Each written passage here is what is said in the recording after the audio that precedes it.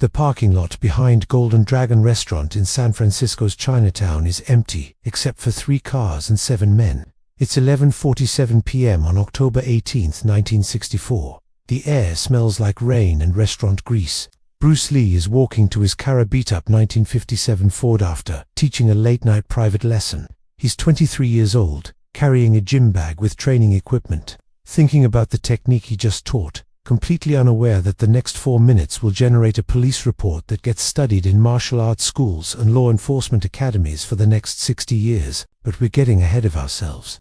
Let's understand what's about to happen and why it matters beyond just another street confrontation story. October 1964. Bruce Lee has been in San Francisco for 4 months. He moved from Seattle after the Long Beach tournament, where he demonstrated the 1-inch punch and 2-finger push-ups. His Jun Fan Gung Fu Institute is small, maybe 20 students operating out of a rented space above a laundromat. Money is tight, really tight.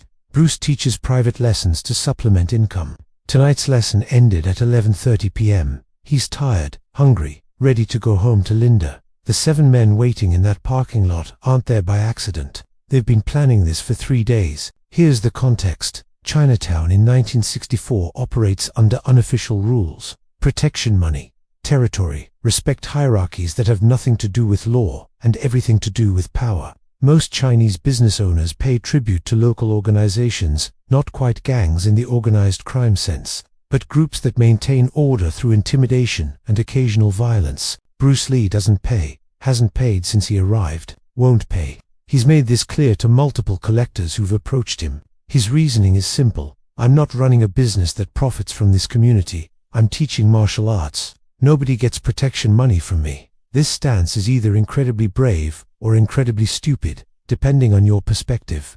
The local enforcers see it as disrespect. You can't have one Chinese business owner refusing to pay while others comply. It undermines the entire system.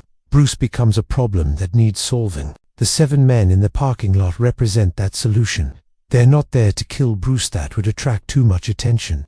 They're there to hurt him badly enough that he either starts paying or leaves San Francisco. Either outcome works. The message matters more than the specific method.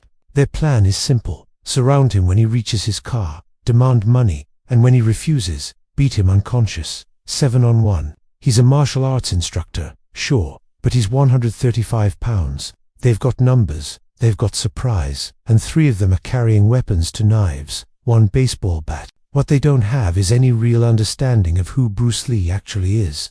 11:47 p.m. Bruce exits the building's back door into the parking lot. He's wearing dark slacks, a white shirt, dress shoes, teaching clothes, not training clothes. His gym bag is slung over his right shoulder. He's mentally reviewing the lesson, thinking about how to explain a particular Wing Chun principle more clearly next time. He notices the men immediately. 7 guys standing around in a parking lot at midnight aren't there for conversation. Bruce's body language doesn't change. He keeps walking toward his car, but his awareness shifts completely. He's reading everything, their positions, their body language, who's carrying what, exit routes, distances, threats. The men start moving to intercept him, casual at first, then more deliberate. They're forming a loose semicircle, cutting off his path to the car, creating a kill zone where he'll have multiple attackers from different angles. Bruce keeps walking, doesn't stop, doesn't speed up, just maintains his pace toward the car. This confuses the men slightly. They expected him to freeze, to show fear, to give them the emotional reaction that makes intimidation work. Instead, Bruce walks right up to the edge of their semicircle and stops exactly 6 feet away from the nearest man. Not close enough to be immediately threatened, not far enough to run. Just stops and waits. His gym bag is still on his shoulder. His hands are visible, relaxed, not forming fists. The leader, a man named Tommy Chen, 28 years old, 180 pounds, veteran of multiple street fights, steps forward. "You know why we're here," Tommy says in Cantonese. "I can guess," Bruce responds, also in Cantonese, his voice calm. "You owe money. Everybody pays. You pay. No problem. You don't pay." Tommy gestures to the 6 men behind him. The implication is clear. Bruce does something unexpected. He smiles. Not a nervous smile. Not a mocking smile. Just friendly. Like Tommy said something mildly amusing. "I don't owe anyone anything," Bruce says. I teach martial arts. I don't profit from this community in ways that require protection, so I don't pay protection money. That's not disrespect. That's just reality. Tommy's face hardens. He's not here to debate. Last chance. Pay now, or we teach you respect. Bruce sets down his gym bag. Slowly, deliberately. Everyone tenses. This is the moment he's either reaching for a weapon or preparing to fight. Instead, Bruce straightens up, empty-handed, and says something that nobody expected. Okay, let's say you're right. Let's say I should pay. How much? Tommy blinks. This isn't how this conversation usually goes. $50.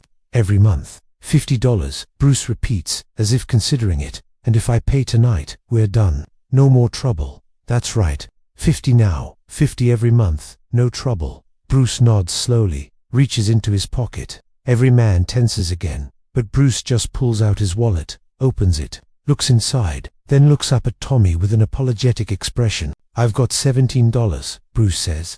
I can give you that now, and bring the rest tomorrow. That work? This is perfect for Tommy. Bruce is capitulating, showing weakness, agreeing to the terms. Tommy relaxes slightly, steps closer to take the money. That's when everything changes. The moment Tommy reaches for the money, Bruce's left hand, the hand holding the wallet, snaps forward. Not to hand over money, to strike. The wallet hits Tommy's eyes. A blinding distraction. Tommy's hands instinctively come up to his face. Bruce's right hand is already moving. A straight punch to Tommy's solar plexus. Not telegraphed, no wind-up. Just suddenly there. Tommy doubles over, gasping. Can't breathe. Bruce doesn't stop moving. His gym bag is still on the ground between him and the other 6 men, creating a minor obstacle. Bruce uses this. As the nearest attacker tries to step over the bag to reach him, Bruce kicks the bag into the man's shin. The man stumbles. Bruce's follow-up kick, a side kick, to the knee is devastating. The knee bends sideways. The man goes down screaming. 2 men down in 3 seconds. The remaining 5 rush Bruce simultaneously. This is what they should have done from the start, all 7 at once. But they wasted time on conversation, and now they're fighting with 2 fewer men. Bruce doesn't try to fight all 5. Instead, he moves, not away toward. He closes distance on the nearest man, getting inside his attack range. Too close for the man to punch effectively. Bruce's elbow strike catches the man's jaw.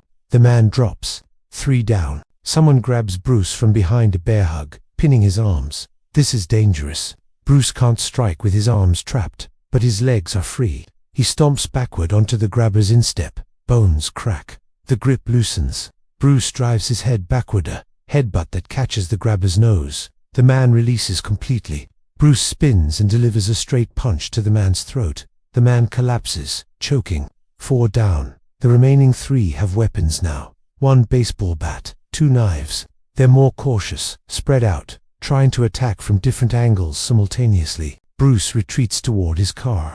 Not running strategically, repositioning. He puts the car at his back, eliminating the possibility of attack from behind, forcing the 3 men to come at him from a 180-degree arc instead of 360 degrees. The man with the baseball bat swings first. High swing aimed at Bruce's head. Bruce ducks under it, steps inside the swing arc where the bat has no power, strikes the man's elbow. The bat drops. Bruce's follow-up punch to the man's temple puts him down. 5 down. The 2 knife wielders are more careful. They're circling, looking for openings, trying to coordinate a simultaneous attack. Bruce doesn't give them time. He grabs his gym bag from the ground, the one that started as an obstacle, and throws it at the nearest knife wielder's face. The man instinctively blocks with his knife hand. Bruce closes the distance immediately, kicks the man's knife hand, sending the blade skittering across the pavement. Before the man can recover, Bruce delivers a combination punch to body, punch to head. The man cripples. 6 down. The last man standing, the second knife wielder, looks at his 6 unconscious or incapacitated companions, looks at Bruce, and makes a smart decision. He drops the knife and runs. Bruce lets him go, doesn't chase, just stands there in the parking lot, breathing controlled, adrenaline pumping, surrounded by 6 men who came to hurt him and failed spectacularly. Total elapsed time from Tommy's reach for the money to the last man running away. Approximately 4 minutes. Bruce picks up his gym bag, walks to his car, and drives away. Doesn't call police, doesn't report anything. In his mind, this is just another confrontation in a life that's had many confrontations. Handled, finished, moving on. But someone else calls the police. A witness. Mrs. Helen Wong, 67 years old, lives in the apartment above the restaurant. She heard the commotion, looked out her window, saw the entire thing, and unlike Bruce, she believes in involving authorities. She calls 911 at 11:53 p.m., reports a fight in the parking lot, multiple men injured. SFPD arrives at 11:58 p.m. to patrol officers Officer James Peterson and Officer David Chen. They find 6 men in various states of injury. Tommy Chen has severe bruising to his torso, still struggling to breathe normally. One man has a broken knee, another has a broken nose and possible concussion. 3 others have various injuries, bruised faces, possible fractured bones. One man still unconscious. None of them want to talk. This is handled privately. No police, but the officers aren't letting this go. 6 men with significant injuries don't appear by accident. Then they talk to Mrs. Wang. She describes what she saw. One man, smaller than all the attackers, defending himself against 7 men. She didn't know it was Bruce Lee, couldn't see faces clearly from her window, but she saw the choreography. One man moving, others falling, the whole thing over in minutes. Officer Peterson calls for backup and an ambulance. While they wait, Officer Chen starts piecing together what happened. He talks to other witnesses, a dishwasher from the restaurant, a taxi driver who was passing by. Their stories align. 7 men ambushed one man. That one man systematically dismantled all 7. Someone mentions the victim was a martial arts instructor. Someone else says it was Bruce Lee from the Jun Fan School. Officer Chen knows that name. He's seen Bruce demonstrate at community events. He's heard the rumors about Bruce's skill. But seeing 7 men injured in a parking lot brings those rumors into stark reality. The police report filed that night is remarkable for several reasons. First, its detail. Officer Chen interviews every conscious attacker, every witness, reconstructs the timeline minute by minute. The report describes the fight sequence with unusual precision for a police document. Second, its assessment. The report concludes that Bruce Lee acted in clear self-defense against multiple armed attackers and showed remarkable restraint given the circumstances. None of the attackers received life-threatening injuries. All injuries were consistent with defensive actions designed to incapacitate rather than kill or permanently maim. Third, its recognizes Officer Chen recommends no charges against Bruce Lee. He also recommends that local martial arts instructors be interviewed about the defensive tactics used, as they might be valuable for police defensive tactics training. The report gets filed as SFPD Case number 6418274. In 1964, it's just another assault case.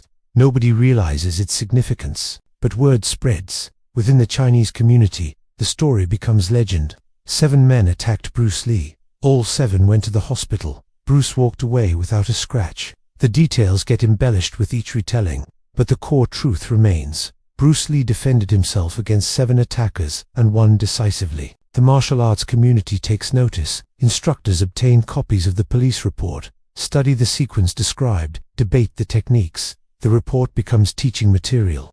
How did one man defeat 7?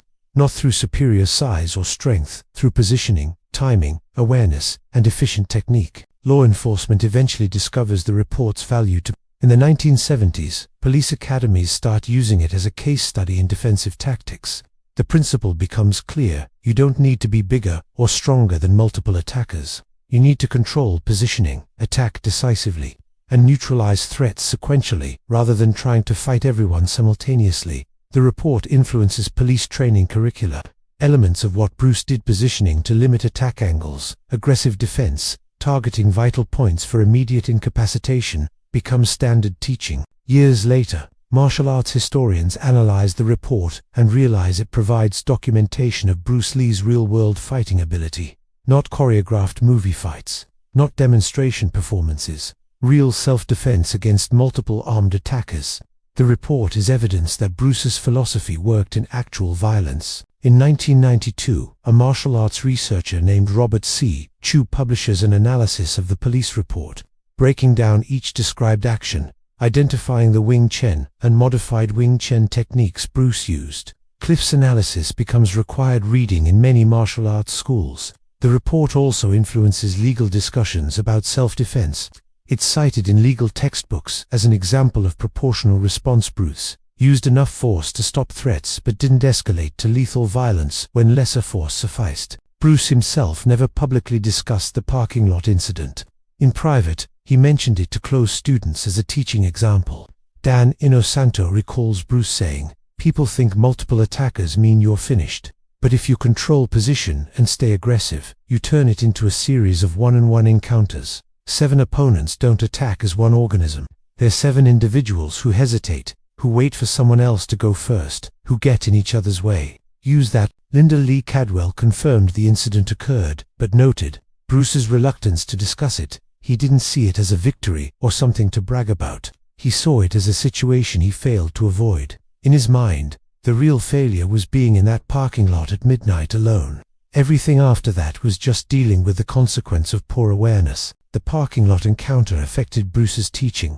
After October 1964, he emphasized environmental awareness more heavily. Don't just train techniques, train awareness. Don't put yourself in vulnerable positions. Multiple attackers are beatable, but avoiding them entirely is better. The incident also reinforced Bruce's belief that traditional martial arts needed modification for real-world effectiveness. The techniques he used weren't pure Wing Chun. They were adapted for multiple attackers, for confined space, for armed opponents. This experience contributed to his developing philosophy that would eventually become Jeet Kune Do. 60 years later, SFPD case number 6418274 remains one of the most studied police reports in martial arts history. Not because it's the only documentation of Bruce Lee fighting. There are other accounts, other incidents, but because it's official, detailed, and verified by multiple witnesses and police investigation. The report proves something that Bruce always claimed: martial arts aren't about fighting. They're about surviving violence when avoidance fails. Bruce survived 7 armed attackers, not because he was the best fighter, but because he understood principles: positioning, aggression, efficiency, awareness. The 7 men who attacked Bruce that night all survived, all recovered. None ever spoke publicly about the incident. Tommy Chen, the leader, left San Francisco shortly after. According to later accounts, he told associates that attacking Bruce Lee was the worst decision he'd ever made. Not because of the physical beating, but because it taught him that he'd fundamentally misunderstood what real fighting looked like. The parking lot behind Golden Dragon restaurant is still there. It looks different now, paved, well lit, security cameras mounted on corners. A small plaque was placed on the building in 2014, commemorating the 50th anniversary of the incident. The plaque doesn't describe the fight. It just says, "On this site, Bruce Lee demonstrated that martial arts principles work in real situations." October 18, 1964, the police report that documented that night sits in SFPD archives, digitized now, accessible to researchers. 23 pages. Officer Chen's careful handwriting describing distances, positions, injuries, timelines, medical reports attached. Witness statements included. The complete documentation of 4 minutes that proved everything Bruce Lee taught about martial arts, self-defense, and the gap between theory and reality. Case number 6418274. 7 attackers, 1 defender, 4 minutes, 0 fatalities, complete defensive success. That's what the police report says, and that's why it became martial arts history.